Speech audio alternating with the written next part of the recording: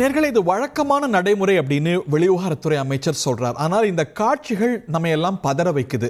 நமது இந்திய குடிமக்கள் அவங்க சட்டவிரோதமாக குடியேறி இருந்தாலும் கூட அவர்கள் நடத்தப்பட்ட விதம் இப்ப நம்ம திரையில பார்க்கறது.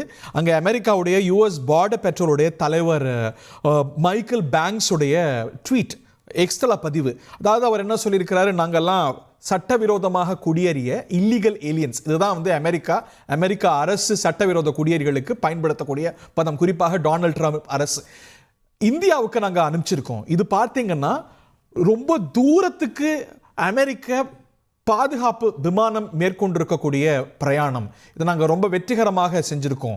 எந்த அளவுக்கு இந்த குடியேற்ற சட்டங்களை நாங்கள் வெற்றிகரமாக செயல்படுத்துகிறோம் அப்படிங்கிறதுக்கு இவ்வளவு தூரம் அமெரிக்க போர் விமானத்தில், இராணுவ விமானத்தில் நாங்கள் நடத்தியிருக்கக்கூடிய இந்த எமிகிரேஷன் தான் சான்று. யாரும் இனி சட்டவிரோதமாக குடியேறக்கூடாது, இது ஒரு எச்சரிக்கையாக இருக்கணும் அப்படின்னு அவர் ட்வீட் போட்டிருக்கிறார்.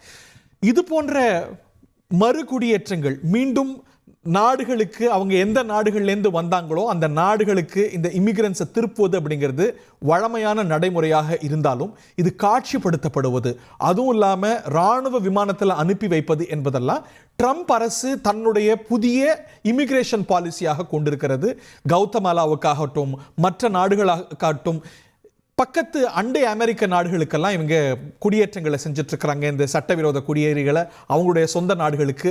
அந்த வரிசையில் நமது இந்தியர்களும் 104 பேர் திருப்பி அனுப்பப்பட்டிருக்கிறது. அதுவும் அவங்க எப்படி நடத்தப்பட்டாங்க என்பது காட்சிப்படுத்தப்பட்டு வெளியிடப்பட்டிருப்பது. அதுவும் இந்திய பிரதமர் அமெரிக்கா விஜயம் நடத்துவதற்கு சில நாட்களுக்கு முன்பாக இது வந்திருப்பது இந்திய அரசியலில் பெரிய புயலை ஏற்படுத்தியிருக்கு.